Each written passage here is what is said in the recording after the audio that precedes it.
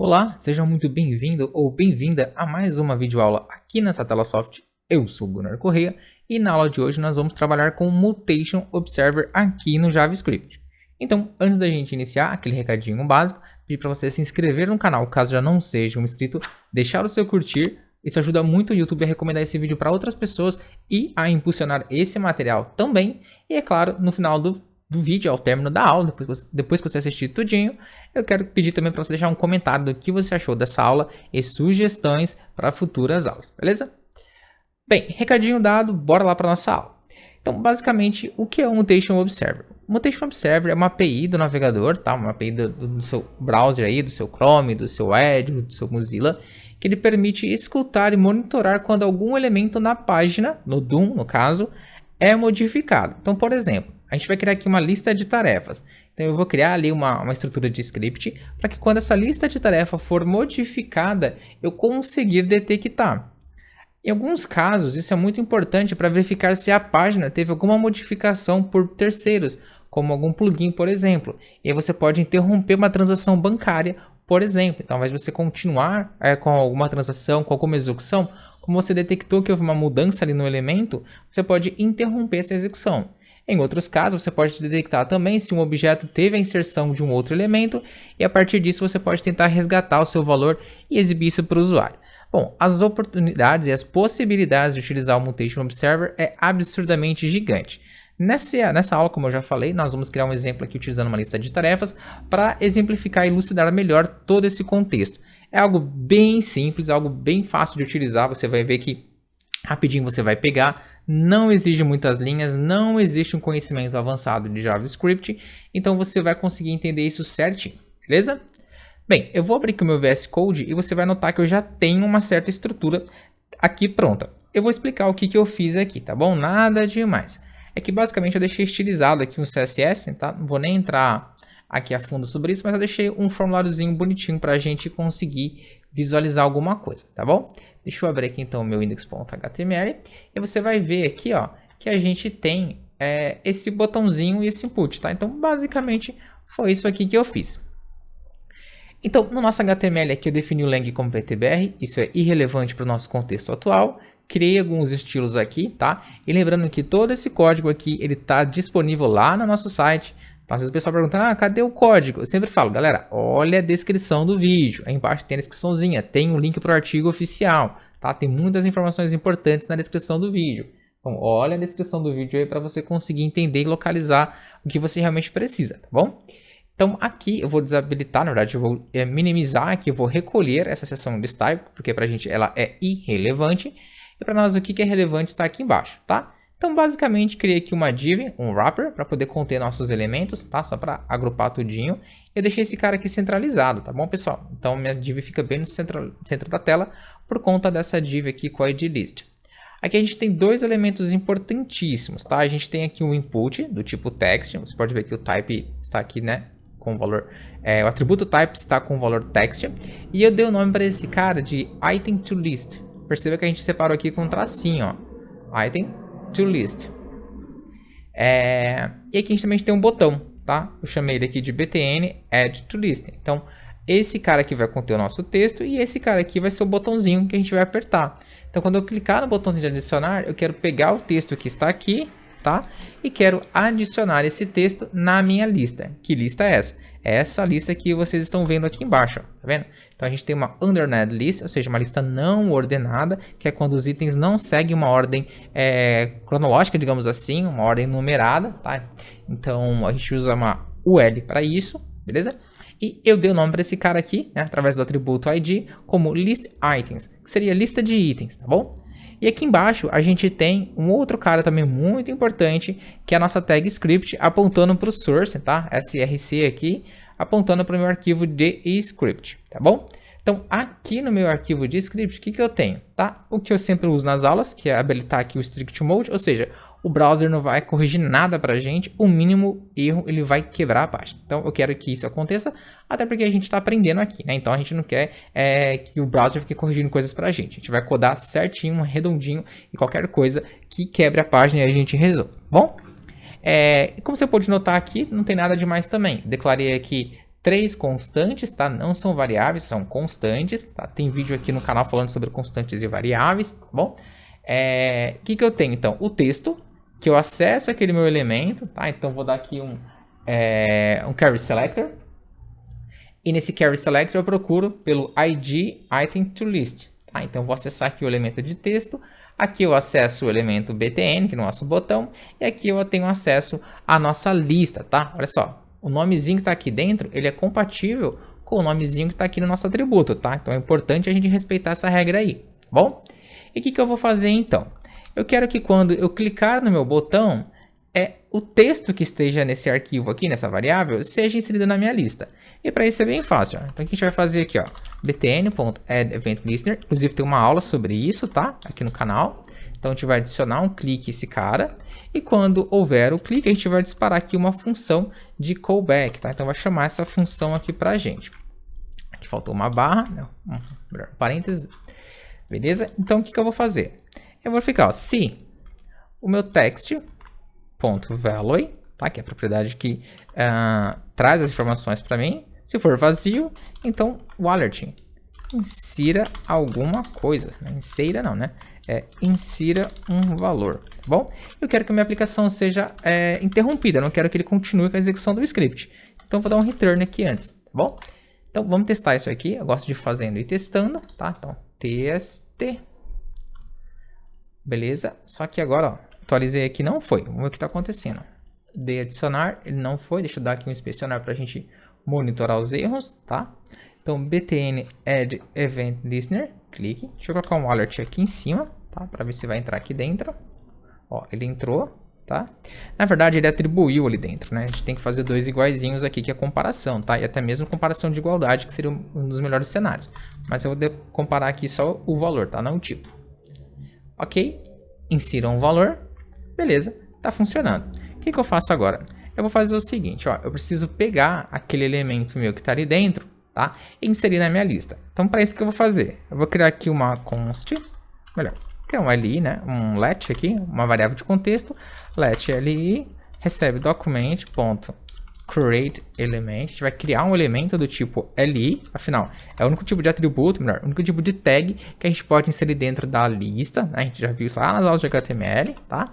O li.innerText, que eu não quero inserir o HTML, vai receber o quê? Vai receber o text.value, tá? E lembrando que o text aqui tem acesso àquele nosso input, tá bom? E por fim, o que eu vou fazer aqui? Eu vou pegar esse meu list.appendChild. Então eu vou falar, ó, insira esse elemento aqui no seu filho, tá bom? E por fim, agora sim, eu vou limpar esse cara. Então eu vou vir aqui, ó, eu vou dar uma atribuição de igual, um apenas, tá? Então text.value vai receber nada. Beleza? Vou atualizar aqui, fazer um teste.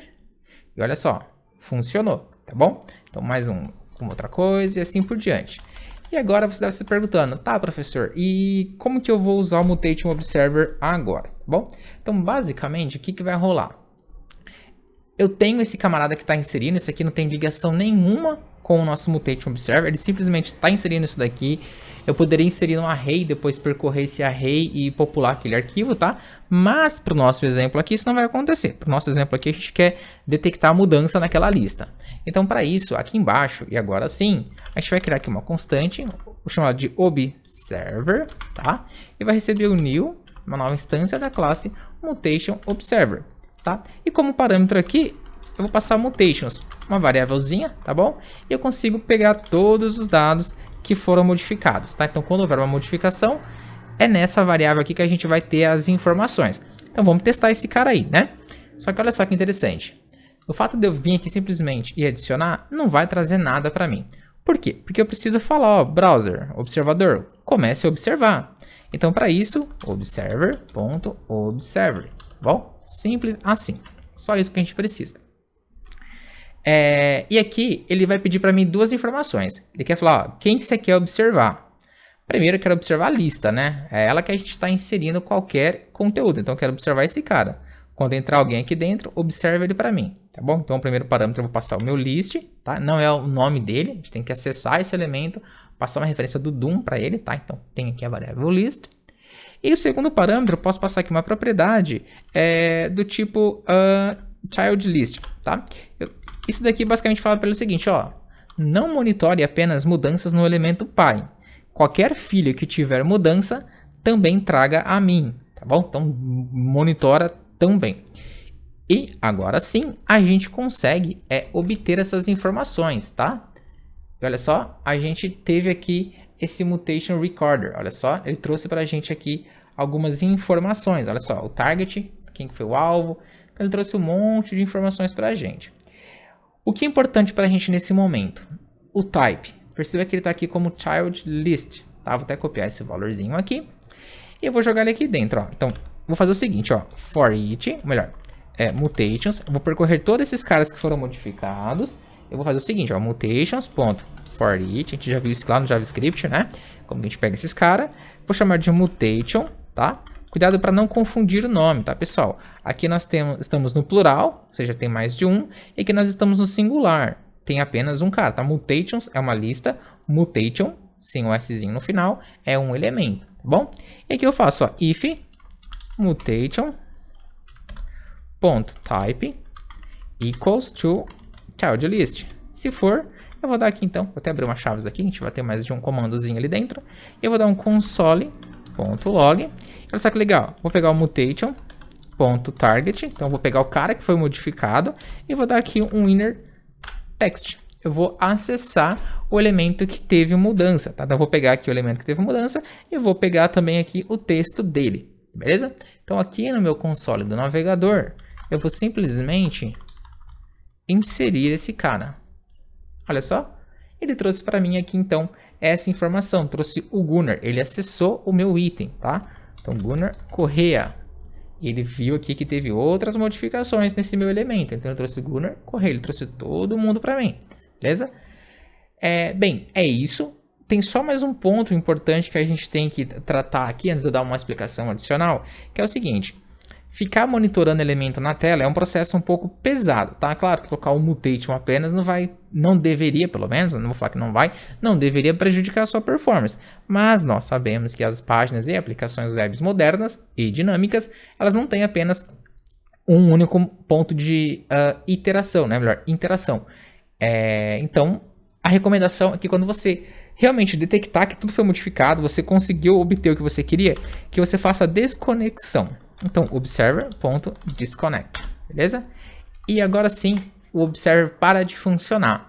Vamos fazer um testezinho aqui. Então, Gunnar, vou dar um adicionar, ele colocou. Perceba que ele não trouxe mais nada para mim, tá? Porque eu desconectei ele, eu simplesmente encerrei a observabilidade. Eu falei para ele, cara, ó, observa e mandei desconectar, tá bom? Eu poderia vir aqui também, ó, por exemplo, o ideal é declarar esse cara aqui antes, tá? Deixa eu ver se eu vou conseguir fazer isso. Dar um Ctrl X aqui, tentar colocar aqui dentro. Não é o correto fazer isso, mas eu só vou exemplificar. Beleza? Alguma coisa? Ele não vai funcionar. Ótimo. Então, basicamente, o disconnect, ele realmente não vai deixar você continuar com a observabilidade. Ele vai simplesmente interromper o fluxo de conexão, tá? Então, você pode fazer o seguinte, sei lá, tipo, if list.length, sei lá, alguma coisa assim, for maior que 10, então já, sei lá, tipo, desconecta, tá? Então, você pode fazer de várias formas aqui. Para esse exemplo, eu vou deixar assim, tá? Eu vou comentar esse cara aqui, porque eu quero que o meu exemplo continue funcionando. Então, volto aqui, tem alguma coisa, coloquei, ele pegou para mim esse exemplo, tá bom? Então, basicamente, pessoal, é isso. Não tem muito o que a gente fazer aqui, tá? O Mutation Observer, eu falei que ele é simples, eu trouxe todo o contexto para vocês e eu vou repassar aqui rapidinho só para contextualizar o que a gente fez, tá bom? Então, basicamente, nós temos nosso HTML com dois elementos de entrada, né? Um input text, que eu quero pegar o texto, e um botão que eu quero clicar e pegar esse texto aqui e jogar aqui dentro, tá? Então, a gente tem uma lista ali dentro. A gente tem nosso arquivo de script, que vai trazer ali a importação desse cara para a gente. Nós temos aqui algumas constantes que fornecem acesso a elementos da página. Então, o elemento texto, o elemento botão e o elemento URL lá, que é a nossa lista. Aqui, apenas para exemplificar, a gente adicionou um listener, ou seja, um ouvinte, ao nosso botão. Então, quando houver o clique, ele vai verificar para mim se o texto está vazio. Se tiver, ele para a execução através do return e exibe a mensagem na tela. Tá? Na sequência, a gente vai criar um elemento aqui através do create element. A gente colocou para criar aqui um elemento do tipo LA, tá? LI.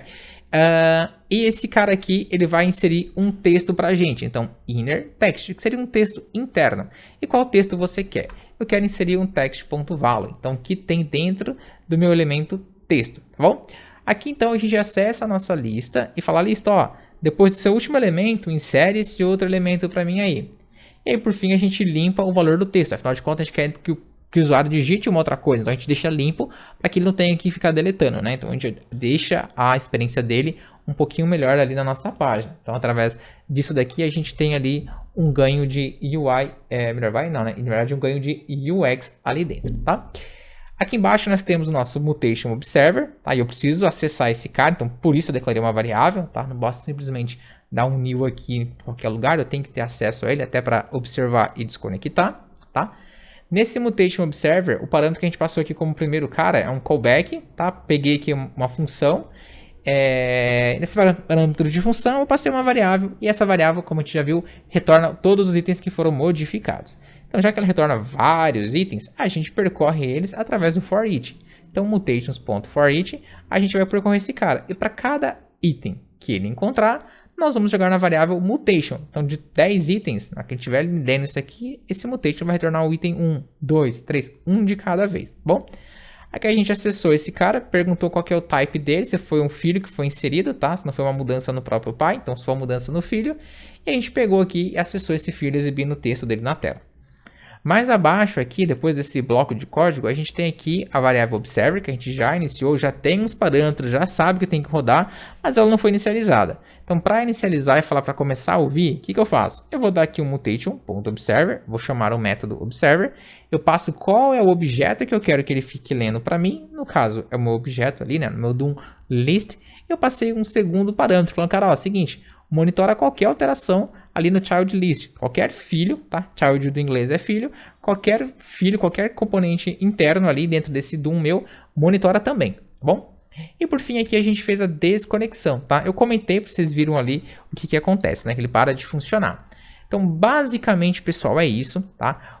De novo, no artigo, melhor, na descrição do vídeo, vai ter o link para o artigo oficial com todo esse código que eu deixei aqui para vocês, tá? Todo esse código que eu criei tem aqui, além de vários outros caras. Inclusive, você pode ver aqui que a gente tem vários scripts aqui, ó. O Event Listener que a gente usou, a gente tem o Node SAS para compilar SAS, a gente tem vários e vários artigos aqui, tá bom?